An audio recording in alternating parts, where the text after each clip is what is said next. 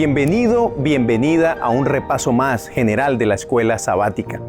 Y ya estamos abordando la lección número 9, que será para el 1 de marzo del año 2025, y cuyo título es El conflicto cósmico. Sí, un conflicto, pero que no tiene que ver solamente con esta tierra, sino a nivel universal. Por eso acompáñame para que juntos abordemos esta lección, primero a través de una oración. Querido Padre, queremos abordar este importantísimo tema, pero también sabemos que es un delicado tema. Por eso es indispensable que tú seas nuestro Maestro a través de tu Santo Espíritu. Ilumínanos, Señor, y danos sabiduría. En el nombre de Jesús. Amén. Y el texto a memorizar se encuentra en el libro de Génesis, el capítulo 3, el versículo 15, el cual dice de la siguiente manera: Pondré enemistad entre ti y la mujer, y entre tu simiente y la simiente suya. Esta te herirá en la cabeza, y tú le herirás en el talón. Dicho sea de paso, esta es la primera profecía que se encuentra en la Biblia. Y si ustedes analizan, es fruto de la caída de Adán y Eva aquí en la tierra. Dios le está diciendo a la serpiente que sí iba a herir al Mesías y a su pueblo, pero que este Mesías le terminaría aplastando la cabeza. Teniendo esto en mente, vamos a ver cuál es el propósito de la lección de esta semana. Y es que el propósito de la lección de esta semana es mostrar que existe un conflicto. Óigalo bien, un conflicto que es cósmico entre Cristo y Satanás. Este conflicto surgió en el cielo y luego se trasladó aquí a la tierra. La razón que desató este conflicto no fue por una lucha de poder, sino una rebelión en la que Satanás, siendo una criatura, se rebeló contra su creador. La Biblia muestra que Satanás siempre ha buscado usurpar el honor y el trono de Dios. ¿Y sabes cuál ha sido la estrategia que él siempre ha utilizado y sigue usando?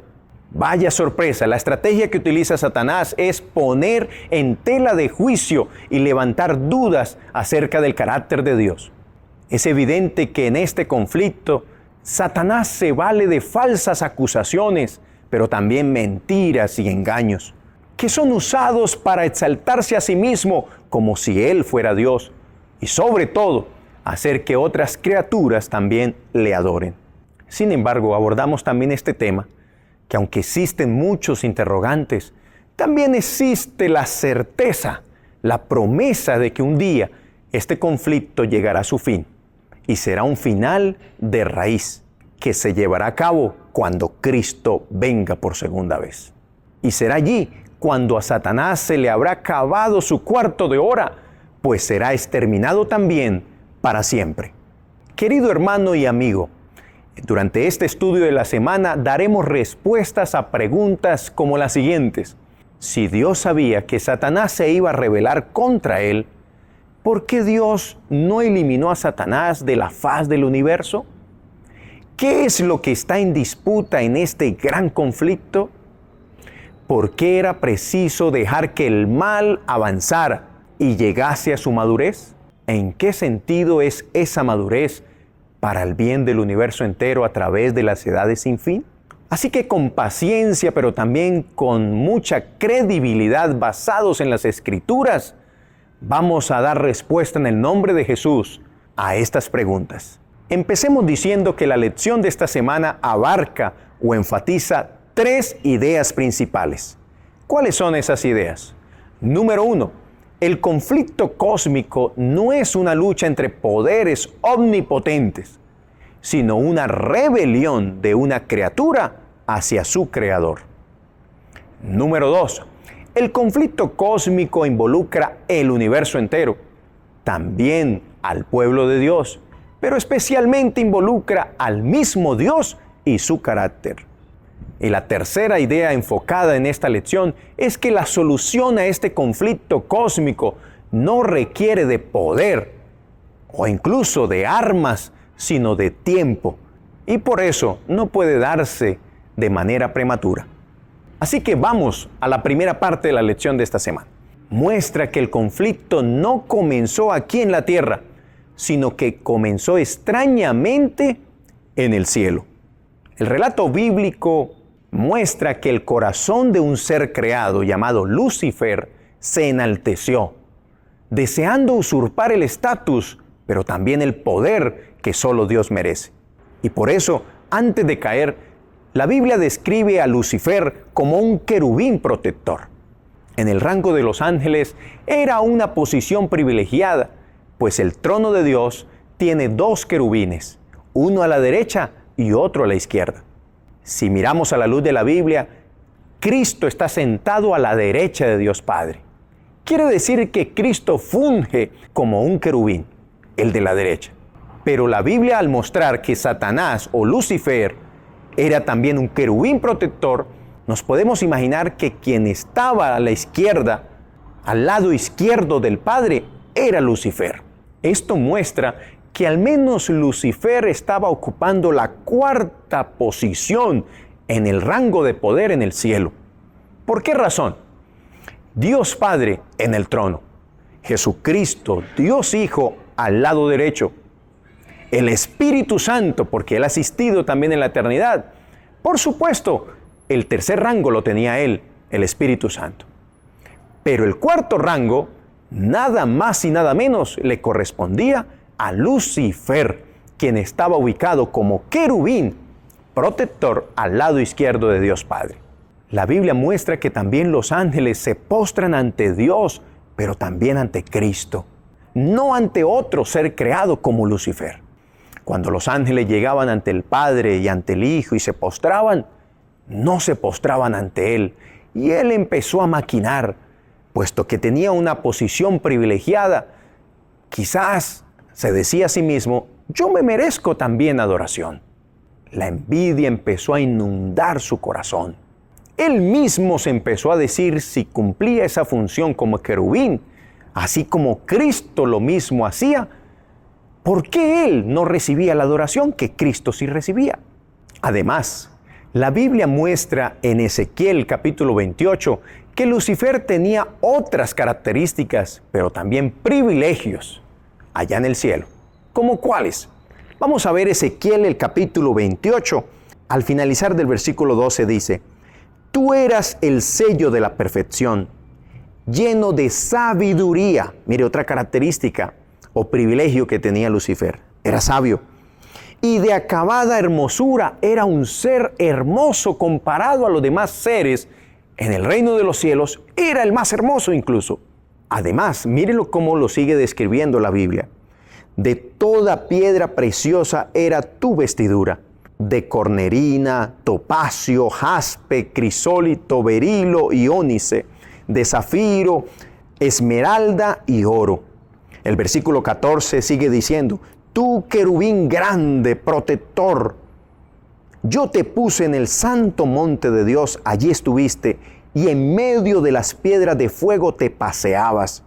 Versículo 15, perfecto eras en todos tus caminos. Miren, la Biblia dice que Lucifer era perfecto, pero lo fue hasta el día en que se halló en él maldad.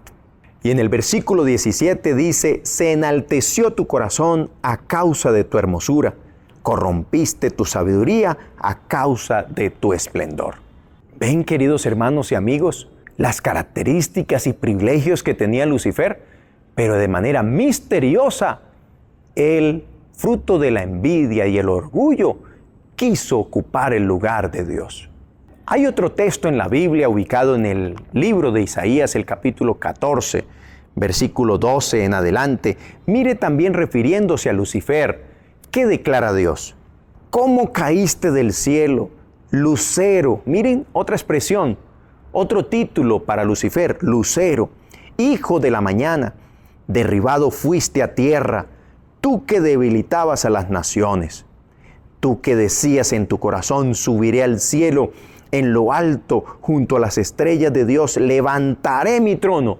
Miren, aquí se muestra, Lucifer quiso levantar un trono, pero no cualquier trono, un trono que reemplazara el trono de Dios. Y sigue diciendo la palabra del Señor respecto a Lucifer. Junto a las estrellas de Dios levantaré mi trono y en el monte del testimonio me sentaré.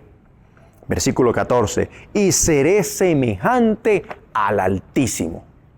Qué triste, pero muy real. Satanás quiso ser semejante a Dios. Una criatura rebelándose contra su Creador. En lugar de exaltar y glorificar al que lo había hecho así de hermoso y a quien le había dado esos privilegios, su orgullo lo llevó a enaltecerse y querer ser como Dios para recibir la adoración. Lucifer sabía que con su poder no podía vencer a Dios, pues Dios es todopoderoso y además de eso es invencible. Así que la estrategia que Lucifer empezó a utilizar fue, y sigue siendo, presentar falsas acusaciones y mentiras acerca de Dios. En el libre albedrío que Dios le había dado a Lucifer, se acercaba él a los ángeles para decirles calumnias y mentiras acerca de Dios. Les decía, por ejemplo, que Dios era un ser egoísta, que era controlador, que era además de eso injusto y que las leyes de Dios eran arbitrarias y que si eran analizadas a profundidad, realmente no había libertad en ellas. Pero en cambio su reino, si lo seguían a Él sí levantaría un reino y sí les daría libertad realmente. Esa era la imagen, las calumnias y mentiras que Satanás empezó a decirle uno por uno a los ángeles. A tal punto fue su plan malévolo que la Biblia muestra en Apocalipsis capítulo 12 que él, Lucifer, engañó a la tercera parte de los ángeles del cielo. Pero quizás aquí surge una pregunta. ¿Por qué Dios no los destruyó? ¿Por qué Dios no destruyó a Lucifer si estaba en ese plan perverso de calumnia y de mentira? ¿Por qué Dios no tomó el camino fácil y lo destruyó? Y punto, se hubiese ahorrado cantidad de dolores de cabeza de ahí en adelante. Yo quiero que analicemos y demos respuesta a esa pregunta, a por qué Dios no lo destruyó. Y es que si Dios lo hubiera hecho, si Él hubiese destruido a Satanás y a los ángeles que Él le había engañado, yo quiero que pienses en los demás ángeles que no se dejaron engañar. Ellos quizás hubiesen quedado con la duda de que Lucifer quizás tenía razón. Por eso en Apocalipsis 12 dice que ellos fueron los que se rebelaron. Satanás y sus ángeles engañados fueron los que se rebelaron contra Dios. Dios les tuvo paciencia. Dios hablaba con Lucifer, trataba de persuadirlo en la obra que estaba realizando. Pero en ese libre albedrío, Satanás siguió con su plan porque él quería ser Dios. Quería ocupar el lugar de Dios. Así que ellos, Apocalipsis 12 dice, se rebelaron contra Dios, pero no prevalecieron y fueron expulsados del cielo. No los destruyó Dios, pero sí fueron expulsados. Y fruto de esa expulsión, si miramos Apocalipsis 12, versículo 9, aquí observaremos otros títulos que ahora Lucifer pasa a tener. Versículo 9 dice, y fue lanzado fuera el gran dragón, la serpiente antigua que se llama Diablo y Satanás, el cual engaña al mundo entero, fue arrojado a la tierra y sus ángeles fueron arrojados con él. Nótese que después de su rebelión, Lucifer pasa a tener 4 títulos. Uno, dragón. Otro, serpiente antigua. Otro, diablo. Y Satanás. Dentro de estos 4 títulos, hay uno que llama la atención y es el de serpiente. Cuando vemos ese título, serpiente, nuestra mente se traslada al jardín del Edén. Por eso aquí viene la segunda parte de la lección de esta semana, y es la que consiste en que este conflicto cósmico involucra el universo, porque allá en el cielo Satanás se rebeló, así que está involucrado también los seres angelicales. También este gran conflicto involucra al pueblo de Dios, porque él, Lucifer, y sus ángeles fueron arrojados a esta tierra donde se encuentra la creación de Dios. Pero también este conflicto involucra al mismo Dios y su carácter, porque su buen nombre estaba en juego. Había duda, pero también había incertidumbre en el cielo. Los ángeles quedaron pensativos. ¿Por qué Satanás hizo lo que hizo? ¿Será que Satanás tiene razón? Los ángeles quedaron pensativos. Cuando ya Lucifer y sus ángeles fueron arrojados aquí a la tierra, se encontraba la parejita Adán y Eva. Ellos también habían sido creados por Dios. Y ahora el capítulo 3 del libro de Génesis, desde el versículo 1 al 7, muestra la forma seductora y estratégica que Satanás utiliza para abordar y hacer caer a esta primera pareja humana. Versículo 1 dice: la serpiente era más astuta que todos los animales del campo que Dios había hecho, y dijo a la mujer: ¿con que Dios os ha dicho no comáis de ningún árbol del huerto? Versículo 2. La mujer respondió a la serpiente: del fruto de los árboles del huerto podemos comer, pero del fruto del árbol que está en medio del huerto, dijo Dios, no comeréis de él, ni lo tocaréis, para que no muráis. Entonces la serpiente dijo a la mujer: no moriréis, pero Dios sabe que el día que comáis de él serán abiertos vuestros ojos, y seréis como Dios, conocedores del bien y del mal.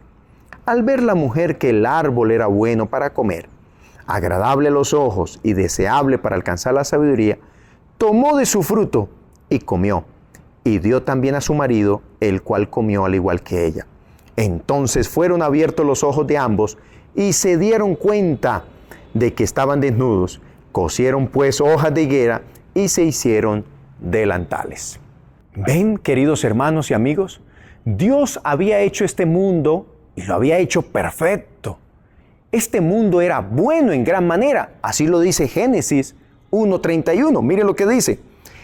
Y vio Dios todo cuanto había hecho, y era bueno en gran manera. Lo que Dios había creado era bueno. Entonces, ¿qué ocurrió? El mal llegó a esta tierra porque sencillamente Satanás lo trajo. Vemos que el modus operandi del diablo es que primero utiliza una pregunta para poner en duda el mandato de Dios. Él, Satanás, invierte la pregunta en esta escena bíblica. Dios les había dicho: pueden comer de todos los árboles, menos de uno.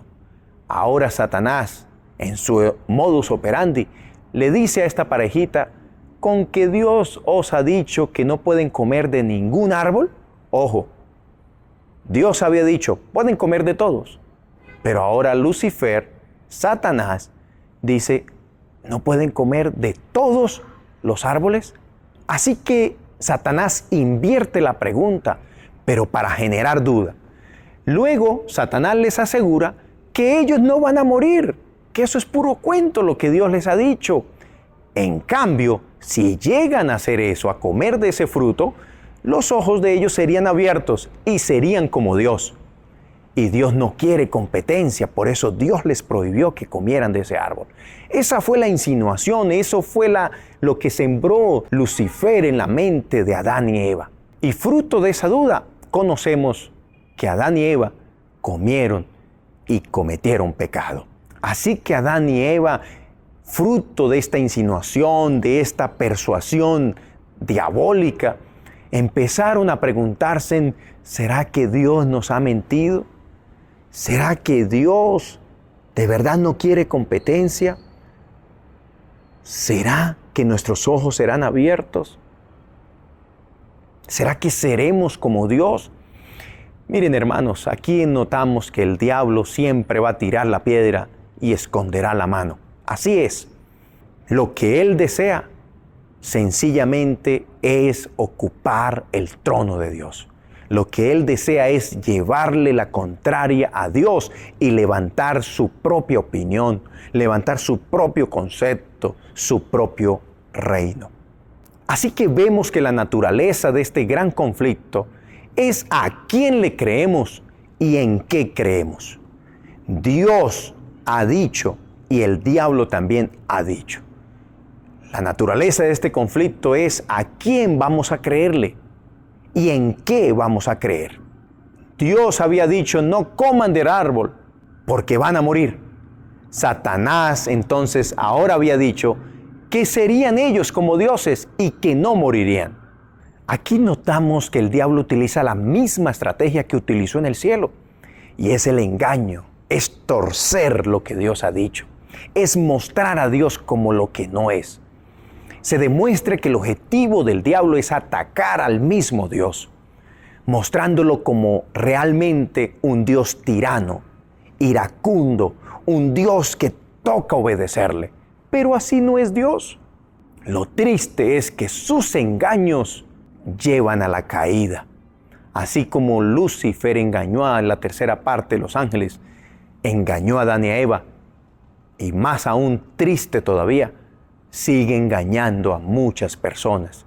Muchas personas siguen viendo a Dios como lo que no es realmente. Y es que el diablo sabe que si nosotros amamos a Dios, habrá confianza, y fruto de la confianza habrá obediencia a sus mandatos. Por eso su obra maligna es debilitar esa relación con Dios con la desconfianza. ¿Y cómo lo hace? Tuerce las Escrituras y muestra al Señor como lo que no es. Y fruto de ello es que muchos dicen, si Dios es tan bueno y si Dios es tan amoroso, ¿por qué permite tanto dolor y sufrimiento aquí en la tierra? Bueno, la respuesta es sencilla, queridos hermanos y amigos, es que el diablo promueve esa imagen de Dios. Pero realmente, ¿quién es el culpable? ¿Quién es el que trae el sufrimiento, el dolor, el engaño, la maldad? ¿Quién? El mismo diablo. Pero él lo hace todo lo que hace de maldad, de dolor y sufrimiento, y luego termina echándole la culpa a Dios. Así es el diablo. El plan de Satanás ha sido hacer creer que Dios no es justo, que Dios no es amoroso, que Dios no es compasivo y que su ley es opresiva y también perjudicial. Además, el diablo anda promoviendo que a Dios hay que obedecerle, porque si no se le obedece, entonces le destruye. El que no obedezca será destruido. Eso es lo que anda difundiendo el diablo.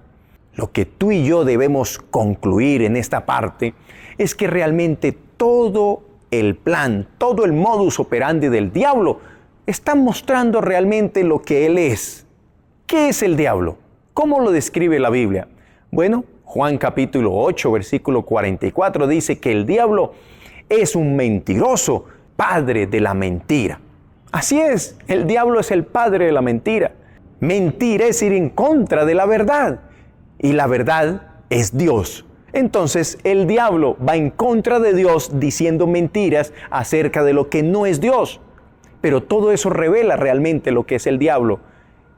El diablo, dice la Biblia en Juan capítulo 10, él vino para matar, para robar, para destruir. Así que si hay muertes, ¿quién es el culpable? El diablo. Si hay destrucción, ¿quién es el culpable? El diablo. Todo lo malo, no pensemos jamás de que algo malo proviene de Dios. No, todo lo malo es del diablo. Él es el originador de la maldad, del sufrimiento. ¿Y para qué fue que vino Jesús? La respuesta está en lo que él mismo le dijo a Pilato cuando Pilato lo estaba entrevistando. Vamos a San Juan capítulo 18, versículo 37. Le dijo entonces Pilato, «Luego, ¿eres tú rey?»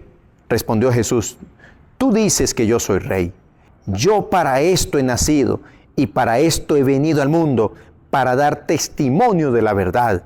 Todo aquel que es de la verdad, oye mi voz». Así de sencillo, hermanos queridos. Todo cuanto sea de mentira, todo cuanto sea de engaño, de calumnia, todo eso viene por parte del diablo.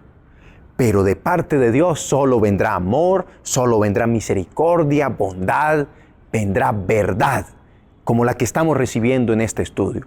La verdad de quién está detrás del mal. Es Satanás, nunca ha sido Dios. E incluso la palabra diablo, ¿sabe qué significa? Me llama la atención que el significado de la palabra diablo es calumniador. Así es, calumniador. ¿Y sabes cuál es el significado de esa palabra calumniador? Es emitir acusaciones falsas con el propósito de dañar la reputación y la honra de una persona. Y si la palabra diablo significa calumniador, pues ahí se está revelando el mismo. él está levantando acusaciones falsas acerca de Dios con el fin de dañar su reputación, pero también dañar su honra, la honra de Dios. Y referente a todo esto que estamos mencionando, quiero llevarles a un párrafo poderoso del Conflicto de los Siglos, la página 488, y dice de la siguiente manera: en su actitud para con el pecado, Dios no podía sino obrar con justicia y verdad. Satanás podía hacer uso de armas de las cuales Dios no podía valerse, la lisonja y el engaño. Satanás había tratado de falsificar la palabra de Dios y había representado de un modo falso su plan de gobierno ante los ángeles, sosteniendo que Dios no era justo al imponer leyes y reglas a los habitantes del cielo, que al exigir de sus criaturas sumisión y obediencia, solo estaba buscando su propia gloria. Por eso debía ser puesto de manifiesto ante los habitantes del cielo y ante los de todos los mundos que el gobierno de Dios era justo y su ley perfecta. Satanás había dado a entender que él mismo trataba de promover el bien del universo. Todos debían llegar a comprender el verdadero carácter del usurpador y el propósito que lo animaba. Había que dejarle tiempo para que se diera a conocer por sus actos de maldad. Es por eso que Dios no destruyó ni a Satanás ni a los ángeles que habían sido engañados por él. Y sabiendo entonces esto, vamos a la tercera parte de la lección de esta semana, en la cual entenderemos que la solución al conflicto cósmico no requiere de poder y mucho menos de armas, sino que requiere de tiempo. Y por eso no se podía destruir de manera prematura el mal, ni mucho menos a Satanás mismo. Porque recordemos que Satanás, con sus calumnias, ya había sembrado dudas en la mente de los ángeles, y ahora había sembrado dudas en la mente de Adán y Eva. Y esas dudas, solo con el tiempo, serían aclaradas. En esta parte yo quiero poner un ejemplo. Imagínate lo siguiente: un gobernante aquí en la tierra. Si un gobernante en esta tierra es acusado falsamente de corrupción, pregunto, ¿hacer uso de la fuerza o de su poder como gobernante sería suficiente para defenderse y quedar inocente? ¿Silenciar con la muerte a quienes le acusan solucionaría todo? No, ¿verdad? Peor aún, se demostraría que son verdad tales acusaciones. Y en la mente de todos quedaría la imagen negativa y la duda de que quizás eran ciertas esas acusaciones, de que quizás el gobernante era corrupto. Aunque en esta tierra, el ejemplo que estoy dando, suele ocurrir. Gobernantes que están siendo acusados de algo de manera sorprendente y de un momento a otro aparecen muertos quienes les acusan. Pero ¿sabes por qué pongo este ejemplo? Porque cuando un acusante aparece muerto de la nada, queda la imagen de que quizás tenía razón al decir lo que dijo. Por eso Dios, que todo lo sabe, Él sabía que si llegaba a destruir a Lucifer, en la mente de los ángeles quedaría esa duda. ¿Tendría razón Lucifer? Miren, y por eso Dios lo destruyó. Portémonos juiciosos, nos toca obedecer porque si no nos destruye a nosotros también. Esa era la imagen que hubiese quedado. Así que este gran conflicto no se soluciona con poder, ni con armas, ni con destrucción, solo con el tiempo. Y presentando las pruebas, es que Dios quedaría, su imagen quedaría pura y transparente ante el universo entero. Y por eso Cristo vino a esta tierra, se encarnó y murió, pues la paga del pecado es la muerte. Aquí vemos un Dios justo, que no pasa por alto el pecado, pero que muestra al mismo tiempo su amor para redimir al pecador. Un Dios que no cometió pecado, pero que voluntariamente se hizo hombre para venir y sufrir las consecuencias del pecado, muriendo en la cruz como el más vil malhechor. Y por eso quiero en este punto que analicemos 1 de Juan capítulo 3, versículo 8. Dice: el que practica el pecado es del diablo, porque el diablo peca desde el principio. Para esto apareció el Hijo de Dios, para deshacer las obras del diablo. Así es, aquí vemos un Dios que sufría por dentro y sigue sufriendo.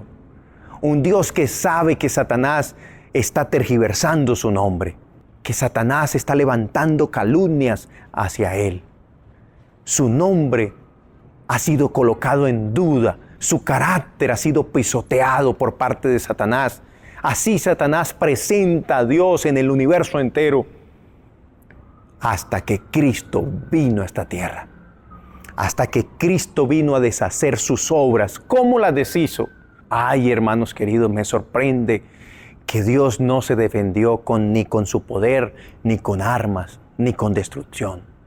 Dios mismo se defendió como lo que Él es. Mostrando su amor, vemos a un Jesús que vino a esta tierra, se dedicó solamente para sanar, para hacer el bien, para dar alegrías, para dar bendición, para dar palabras de ánimo, palabras de fortaleza, de esperanza. Mientras tanto, yo quiero imaginarme esa escena cuando los ángeles desde el cielo miraban y observaban a su rey, viniendo a nacer en un pesebre de manera tan humilde, crecer, desarrollarse, hacer lo que hizo, sorprendente al ver cada atentado que el diablo le hacía. Ellos querían ayudarlo, pero como el mismo Jesús se mostraba ese Dios de amor que es. Los ángeles fueron quitándose en ese manto de duda que Satanás les había puesto. Y más todavía, cuando Jesús estaba colgando en el madero, los ángeles no podían entender cómo el diablo les había vendido esa imagen de Dios, la cual era contraria a lo que ellos mismos estaban observando en esa escena cruenta, cruel y dolorosa. Su rey siendo martirizado, siendo acribillado como lo mataron. El arma que Dios ha utilizado siempre y sigue usando es el amor. Los ángeles quedaron en silencio. Eran falsas totalmente las acusaciones de Satanás. Dios es un Dios de amor y misericordia. Y todo el que le sigue, todo el que le obedece debe hacerlo con la misma intencionalidad. Por amor se le obedece a ese Dios eterno. ¿Cuántos dicen amén por eso? Por eso acompáñame a leer otro párrafo del Conflicto de los Siglos, encontrados en las páginas 484 y 489. Y miren lo que dice. Nada se enseña con mayor claridad en las Sagradas Escrituras que el hecho de que Dios no fue nada responsable de la introducción del pecado en el mundo. Y de que no hubo retención arbitraria de la gracia de Dios, ni error alguno en el gobierno divino que dieran lugar a la rebelión. El pecado es un intruso y no hay razón que pueda explicar su presencia. Es algo misterioso e inexplicable. Acusarlo equivaldría a defenderlo. De haber sido Lucifer, aniquilado inmediatamente, aquellos, los ángeles leales, habrían servido a Dios por miedo más que por amor. La influencia del seductor no habría quedado destruida del todo, ni el espíritu de rebelión habría sido extirpado por completo. Para bien del universo entero a través de las edades sin fin, era preciso dejar que el mal llegase a su madurez y que Satanás desarrollase más completamente sus principios, a fin de que todos los seres creados reconociesen el verdadero carácter de los cargos que arrojara él contra el gobierno divino, y a fin de que quedaran para siempre incontrovertibles la justicia y la misericordia de Dios, así como el carácter inmutable de su ley. Así que Dios tenía que esperar en el tiempo, pero el tiempo siempre se cumple, hermanos queridos. Se cumplió la venida de Jesús, se cumplió su sacrificio en la cruz, se cumplió también su resurrección al tercer día de haber sido muerto, pero también se cumplirá el día cuando Cristo venga. En esta parte, la lección muestra una parábola. Esta parábola revela el surgimiento del mal y los motivos que deben llevar a esperar una erradicación total y de raíz. Es la parábola del trigo y la cizaña, registrada en Mateo capítulo 13, versículo 24 al 30. Dice lo siguiente: Versículo 24. Le refirió otra parábola diciendo: el reino de los cielos es semejante a un hombre que sembró buena semilla en su campo. Pero mientras dormían los hombres, vino su enemigo y sembró cizaña entre el trigo y se fue. Cuando brotó la hierba y dio fruto, entonces apareció también la cizaña. Versículo 27. Fueron entonces los siervos del padre de familia y le dijeron: Señor, ¿no sembraste buena semilla en tu campo? ¿Cómo pues tiene cizaña? Él les dijo: un enemigo ha hecho esto. Hermanos queridos, aquí está la respuesta. ¿Cómo surgió el mal? ¿Cómo surgió la maldad? Sencillo. Un enemigo ha hecho esto. ¿Quién es ese enemigo? Pues Satanás, el diablo. Además, en el versículo que acabamos de leer, los siervos lanzan una pregunta que se hace muy común hoy día, pero con otras palabras. ¿En qué sentido? Los siervos dicen: Señor, ¿no sembraste buena semilla en tu campo? ¿Cuál es la pregunta que normalmente hoy mucha gente se hace? Si Dios es tan bueno, y si lo hizo todo tan bueno, ¿por qué hay maldad? ¿Por qué surgió la maldad? ¿Ven? Es la misma pregunta, pero con otras palabras. Y sin embargo, la respuesta es la misma. Un enemigo ha hecho esto. Ese enemigo es el diablo. Ahora miren lo siguiente. Los siervos se ofrecen a algo. En ese versículo 28 al finalizar dice: ¿quieres pues que vayamos y la arranquemos? Esa pregunta o esa disposición en accionar algo, un plan para quitar el mal, es lo mismo que la pregunta que muchos se hacen hoy día. ¿Por qué Dios, si sabía que se iba a levantar el mal, por qué no lo previno? Y cuando éste se levantó, ¿por qué no lo destruyó? ¿Por qué no lo arrancó? El siguiente versículo nos dice por qué. Versículo 29. Él les dijo: no la arranquen, no sea que al arrancar la cizaña, arranquéis también con ella el trigo. Versículo 30. Dejad crecer juntamente lo uno y lo otro hasta la siega.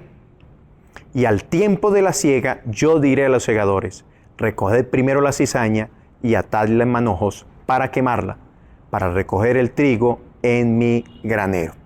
Así que, hermanos, esta parábola es contundente. Nos muestra más adelante en el versículo 37 que el agricultor, el sembrador, es Jesús. Jesús sembró buena semilla, pero Satanás sembró mala semilla. Jesús es la fuente del bien, Satanás es la fuente del mal. Y que Dios, aunque creó un mundo perfecto, Satanás, al sembrar semillas de maldad, comparándola con la cizaña en un cultivo de trigo, el Señor es claro al decir que no se podía arrancar la cizaña, porque con ella se arrancaría el trigo. Saben, hermanos y amigos, incluso aquí en mi canal tengo un video el cual muestra por qué el Señor dijo lo que dijo. Estuve en un cultivo de trigo y quise arrancar cizaña y lo hice. Pero me di la sorpresa que al arrancar un manojo de cizaña, dentro de la misma se encontraban pequeñas espigas de trigo. ¿Qué riesgo se corre? Aún en el mundo natural, Dios nos está diciendo por qué no se debe arrancar la cizaña, sino que se debe esperar hasta el día de la siega. ¿Cuándo es el día de la siega? Fácil, cuando Cristo venga. El mismo sembrador se supone que es el mismo cosechador. Si Jesús sembró, creó esta tierra, lo hizo todo bueno en gran manera. Pues el mismo Señor Jesucristo, que vino a morir por nosotros, demostrando su verdadero carácter, será el mismo quien vendrá a cosechar. Cosechar a aquellos que abrieron sus ojos, aquellos que se dieron cuenta que Dios no es como el diablo lo pinta, que Dios lo ha dado todo y ha hecho todo es por el bien nuestro y para nuestra salvación. Pero ¿saben qué es lo triste, pero es una realidad también en este escenario? Es que Satanás sigue buscando adoradores. Sigue queriendo ocupar el lugar de Dios en nuestros corazones. Fijémonos que Satanás no logró su cometido en el cielo de ser adorado por los ángeles en el cielo, de ocupar el lugar de Dios. Quiso entonces ser adorado por Adán y Eva y lo logró, pasándose a ser el príncipe de este mundo, como así lo dice la Biblia. usurpó la soberanía de Dios en esta tierra. Por eso la Biblia lo muestra como el príncipe de este mundo. Y al venir Jesús, aunque el diablo sabía su misión, tuvo el atrevimiento de tentar al mismo Jesús. Si vemos en las tentaciones que el diablo le hizo a Jesús, en esas tentaciones se muestra que el diablo tuvo el descaro de pedir adoración al mismo Jesús. Tremendo, pero cierto, hermanos. Sí, cuando el diablo le dijo, mire Jesús, todos estos reinos te daré si postrado me adoras. ¡Qué tremendo! Le estaba ofreciendo los reinos que Dios mismo había creado, pero que ahora, porque él de manera usurpadora era el representante, se los estaba ofreciendo a Jesús. ¡Qué tremendo, hermanos! Pero con una condición: si él, Satanás, era adorado por Jesús. Ven, hermanos y amigos, Satanás está buscando adoradores. Si se atrevió a buscar adoración de parte del mismo Dios, ¿qué pensar de los planes que tiene, que buscan que tú y yo le adoremos? Que Dios nos ayude a no caer en sus engaños, en los engaños de Satanás. Sin embargo, sigamos contemplando esa escena cuando Satanás estaba tentando a Jesús. Y es que en el mismo terreno donde Adán y Eva habían caído, fruto de los engaños de Satanás, ahora Cristo estaba derrotándolo y aclaró con esto ante el universo entero que las acusaciones de Satanás eran falsas. Notemos que en cada tentación que Satanás le hizo a Jesús, Satanás, siguió tergiversando las Escrituras. Pero categóricamente Jesús se defendía, mostrando un escrito está, pero un escrito está verdadero. Finalmente, bueno es recordar que la mayor derrota que ha sufrido Satanás es cuando Jesús estaba colgando en el madero. Allí fue la definitiva derrota que sufrió Satanás y la mayor evidencia ante el universo entero que Dios es amor. Y ahora, aunque el diablo sabe que está derrotado, no se da por vencido. Y él sabe que el campo de batalla es el corazón de cada persona. Satanás sigue buscando adoradores. Abre los ojos, querido hermano y amigo. Pero debemos tener nosotros la confianza que Dios algún día, cuando la cosecha esté madura, vendrá por nosotros para llevarnos a su reino. Pero si queremos estar allá, debemos no permitir ninguna insinuación del enemigo que nos lleve a dudar del carácter amoroso de Dios y mucho menos que nos lleve a adorar a un ser que ya está vencido, como Satanás. Por eso te animo a seguir perseverando. Aunque estés pasando por una crisis, alguna pérdida, alguna injusticia, un sufrimiento o cualquier tipo de dolor, te invito a resistir y a perseverar. Espera en el tiempo, pues Dios es experto con el pasar del tiempo a dar las buenas respuestas, pero dará también las buenas recompensas. No te desanimes, aunque el mal parece reinar en el mundo, Dios nos ha dado la garantía que lo arrancará de raíz y nunca se volverá jamás a levantar. Ama a Dios, búscale de corazón y decide por amor obedecer sus mandamientos. Pero también apártate de todo aquello que tú sabes que está mal o que va en el camino del mal. Apártate de eso. Y ahora, ponte en el camino o continúa en el camino que conduce a la vida eterna. Recuerda, Maranata, Cristo viene. Nos vemos en la próxima, si Dios lo permite.